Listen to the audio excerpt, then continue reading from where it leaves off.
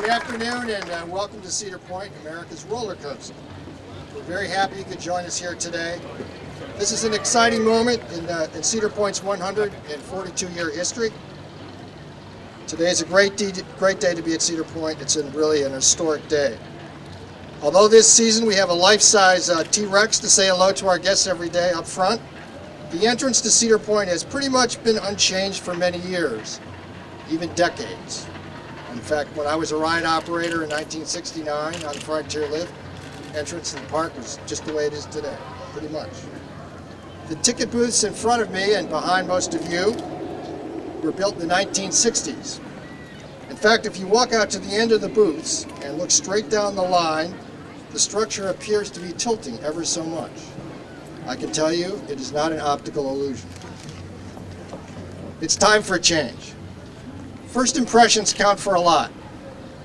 We want our guests to be filled with a sense of excitement, of anticipation of the thrills that await inside as they approach the front gate to come to the park. For 2013, Cedar Point guests will arrive to a new entrance plaza. It will not only be beautiful, but it will also greatly improve access to ticket purchasing, season pass sales, and processing and guest services. We will also have all new landscaping throughout the area. The task is monumental.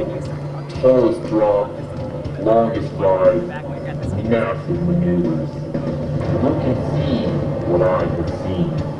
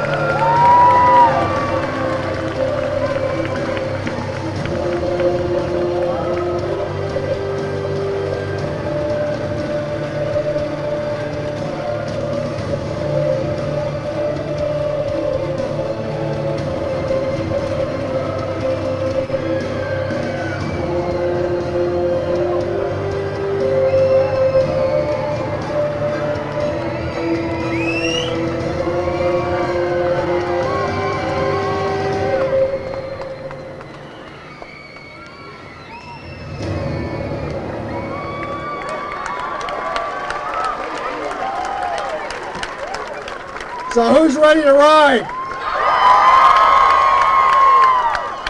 Wait, you're not telling the whole story. As many of you know, I've been here for more than a few roller coaster announcements in my time, and I go back to Corkscrew in 1976, Gemini, Iron Dragon, Magnum XL200, Raptor, Millennium Force, Wicked Twister, Top Thrill Dragster, Maverick. It's a long and I think impressive list. Roller coasters really define who we are at Cedar Point. They are our calling card, if you will. Cedar Point's collection of roller coasters is second to none, and I believe a big reason we have been voted the best amusement park in the world for 14 years is because we are the amusement park with the best roller coasters. Coasters are in our DNA. Gatekeeper will be a coaster in the tradition of Raptor, Millennium Force, Dragster, and Maverick. It will be a signature ride at Cedar Point, and it will be unlike any other ride in the park. Gatekeeper will be the longest winged roller coaster in the world and will also boast the longest drop of any winged roller coaster in the world. So, what's a winged roller coaster? I think you got a taste of it watching the video. The experience has been compared to riding on the wing of an airplane. Your feet dangling free, and your body moving as though it were one with the plane, or in our case, the coaster train. I have ridden a winged roller coaster, and it is a unique thrill. And it is a thrill. I'm confident Gatekeeper will set the standard for all winged roller coasters.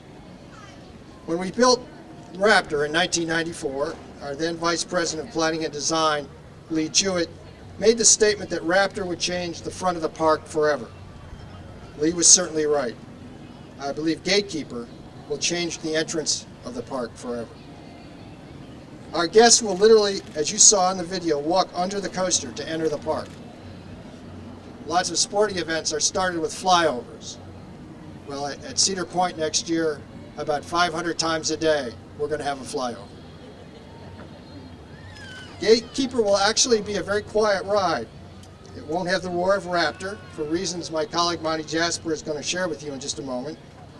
But it will likely, I think, generate a few screams as it flies back and forth. Gatekeeper will make a bold statement about who we are and what we are all about. This is a big project. It's already well underway. And here to tell you a little bit more about it is Monty Jasper, our Corporate Vice President for Engineering and Safety. Monty?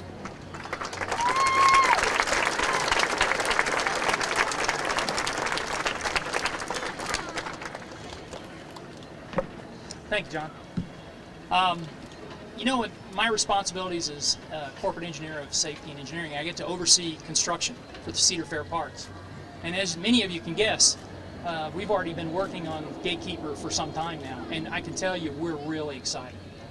As you can see by the video, it is a unique ride experience with the riders out on the wing of the vehicle, staying way out there at the edge with their feet dangling away from the track. We think it's going to be an outstanding ride. We believe that many of our riders will actually try to ride it several times because they want to seek out their favorite seat as the experience changes from one place in the train to the next based on where you sit. Enough of that. The statistics up to date on the specifications for the ride. Windseeker will stand 170 feet tall at its highest.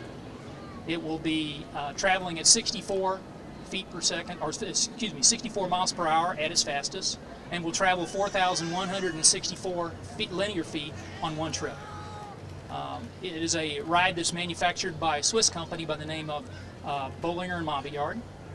They are a company that's known for manufacturing quality equipment that is very reliable. We, as far as construction goes, we're well underway on on Gatekeeper. I knew I was going to do that. We have started the demolition of the disaster transport. We're about 2 weeks away from having it completely gone. Space Spiral will run through Labor Day and then be taken down in the month of September and be completely gone by the end of that month. Foundations for Gatekeeper will start around the 1st of October. We're very hopeful that track steel and columns could start arriving at the park in mid-October for the ride. And steel erection would start around the first week in November.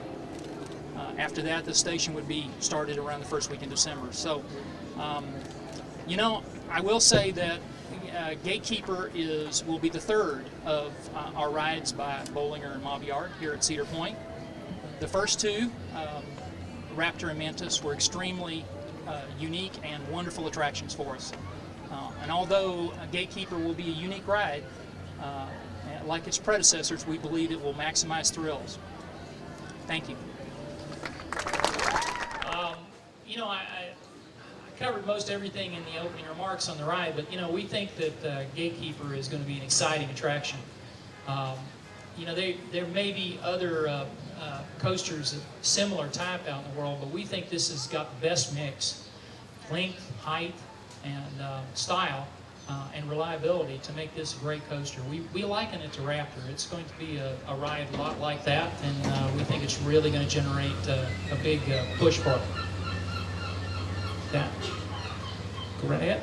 Okay. Okay, let's start off. I know you're dying to ask some questions, so let's just have a hand and I'll come out to you and we'll ask. Ask away. Okay, we'll start with Jason Hammond from the Great Ohio Coaster Club. It looks like the coaster's coming right across the pavilion areas. Will the public pavilions be changed or lost? Changed the right way. Altered so that we can put the coaster through there. Who's up next? Okay, Mark Ashdown of the Great Ohio Coaster Club. You made reference to the fact that it's going to be quiet, but I don't think you spoke any further about how it was going to be quiet. Sure. We're looking at sand filling both the steel track and the columns. It'll make it as quiet as possible going across that front gate.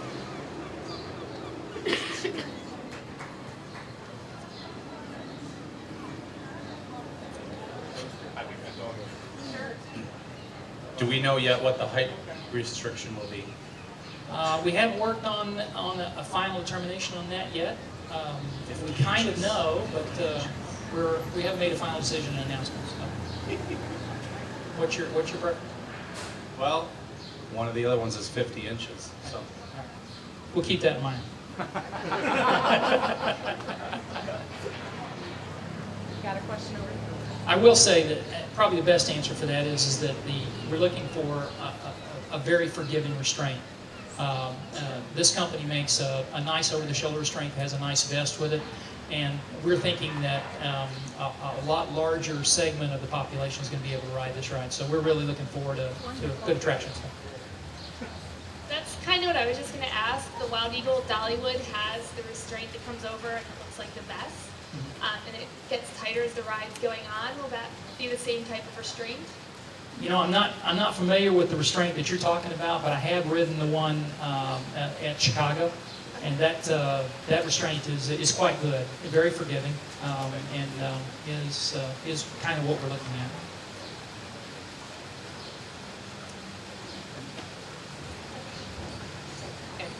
Dawn with the Lake Erie Shores and Islands. What part of the ride will be a part of the front gate? What part will we see out here? Well, the lift will be off to the beach over here, okay, and that's where the first drop and everything will come off parallel to the beach. And then once you're finished with that opening maneuver, it'll walk across this parking lot, a series of bunny hills toward the front gate. When we get to this side, you'll go through what we call the first keyhole element, which is the big column that you'll turn sideways and go through. And then there'll be, as you go over into where the picnic pavilions are, you'll turn around and then come back through the second keyhole over that front gate area. So it'll kind of be a large arch over the front gate area both ways. That's correct, on both ends. Monty, you may have already talked about this and I didn't hear it. What is the average speed or the top speed and the average speed that's going to be on this? Well, the top speed is going to be about 67 miles per hour. And we'll hit that most of the drops. You know, friction will take a little bit off of it as you go along, but we'll hit that pretty consistently at the low points. Yes, sir. I was going to say, that should be a world record. Unless the one in China is faster. Okay. Well, I'll have to check that out. Do we have any other questions? If not, I have a couple questions. Go ahead. Monty, can you tell us a little bit about the timeline for the construction? First of all, touch on the deconstruction of disaster transport, which, as you can see, is a bit of a disaster area right behind us. And then the space spiral will be coming down shortly after Labor Day. Can you talk a little bit about what we will see and when we will start to see Gatekeeper making an appearance? I was just thinking that disaster transport is still well named for what you see over there, right? You know, as you mentioned, Annie, we've already gotten a week under our belts with that demolition, and you can see that company's doing a pretty good job pulling that apart. We're thinking in a couple of weeks we'll have all of that down and out of here pretty quickly. We're going to run the space spiral until about Labor Day, and give our final rides on it, and then then clear the area for the demolition contractor to come back and take it down. As I mentioned earlier, we're going to go green on these demolitions. We're going to recycle all this steel. So they're not going to be too ginger with it when you take it down. We expect the space spiral to be out of here by the end of September. And our After that, we're going to start working upward. You know, the foundation contractors will be on site around October 1, start putting in foundations, and you know, I'm crossing my fingers. I'm hoping that we're going to see ride steel and track right around mid-October, maybe before we close here. So we should see some deliveries. The idea is that we're going to start steel erection as quickly as we can in November and get on around this ride. We're going to be chasing that foundation contractor with a steel erector. The ride will be finished as far as steel erection goes, hopefully in February. And then, you know, electricals run concurrent with that. The stations run concurrent with that. And the idea is that we'll be doing commissioning around the end of March, first part of April. So. Wonderful. I understand too that it will be very interesting to watch the space spiral come down. Can you talk a little bit? We've talked a little bit about that process. Can you share that with everyone? Well, it's let's just put it this way. They're not going to be gentle with it. Yeah, and considering the fact that we're going to demolish it and scrap it for steel, they don't have to worry too much about taking it apart.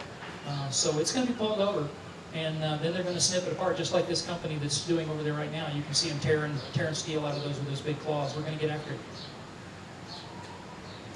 Do we have some other? Oh, we have another question. Okay. Larry from Lake Erie Shores and Islands. How many of this type of coaster are there in the country, and where's the closest one? Chicago. 3 or 4 in Chicago is the closest? 2 in the U.S. 2 in the U.S.? In the U.S. Okay, all right. 2 in the U.S. and the closest one is Chicago. It'll And be ours good. is one of a kind. Yeah. It is designed especially for us. It'll be the best.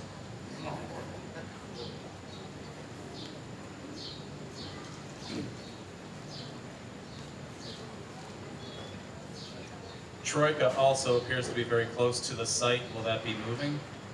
No, Troika will stay where it's at. There's been a lot of debate about Troika, but we're going to keep Troika. It's a good ride, and we'll stay in that neighborhood.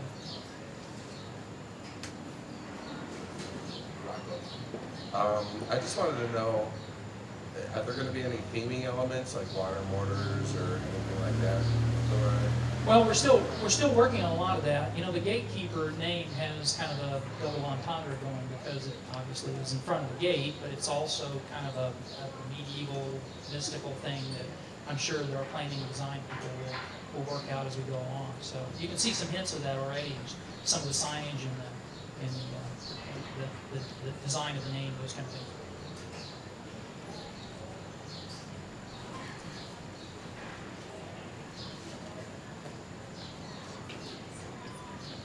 Scott Short, American Coaster Enthusiasts. You mentioned that the Troika would pretty much remain where it is. Are there any other changes going on in that general area, like the food stands and the restrooms over by the Space Car? Well, we're still evaluating the food stands and the restroom over there. We want to make sure things look good for our new attraction.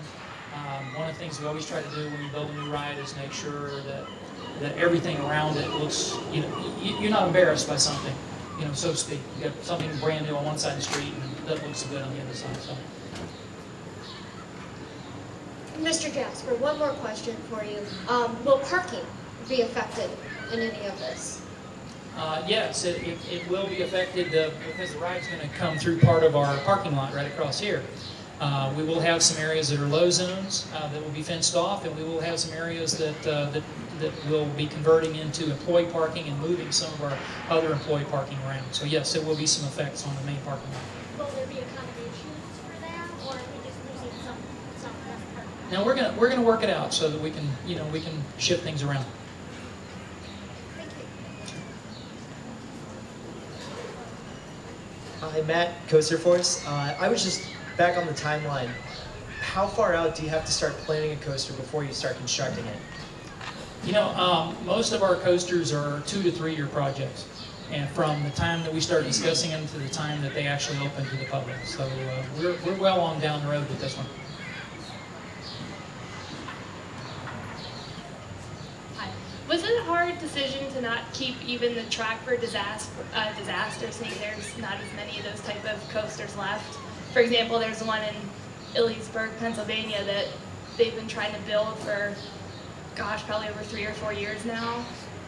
Was it a hard decision to say, okay, we're just going to scrap it, or you didn't want to save it? even just... You've ridden it, right? No, it probably wasn't as hard for me, I guess, because I'm not as sentimental about those things as I probably should be. But the bottom line is that design was really, really important back in the 1920s. And it's been very, very difficult to replicate that in a modern setting in amusement parks, because those things had some problems back in the 1920s, and they could live with those kind of stuff. All right. So if you take a design that has some issues, and then you sit there and say, well, how do we get around this? Then you get a ride like Disaster that is really not the greatest ride you ever rode, but yet it's not. It was, for us, it was a tweener. It was a ride that you grew up with. A lot of people, when they started coming with us when they were small kids, graduated up through Disaster and then on to rides that were so we get a lot of questions like, oh gosh, it was my favorite when I was 12 years old, and stuff like that, kind of thing. So we'll have to find a ride to take that place, is what we'll have to do. So I had a question with regards to the station. This is a 3-train operation. The other 2 that are in the United States only have 2 trains. Is there any special considerations for that? Load, unload, is everything happening on one platform? It is all happening on one platform. And as you know, the dynamics of this particular ride is that you're loading and unloading from each side. So there's no through loading on a ride like this. So that has some implications on how quickly you can load, but we have a block brake in the ride and ample braking outside to basically stage the train forward and get this done. So we're looking at pretty good capacity on the ride, probably very aggressive at 1,700 an hour. So this is going to be a very, very, very, very appealing ride from our guests.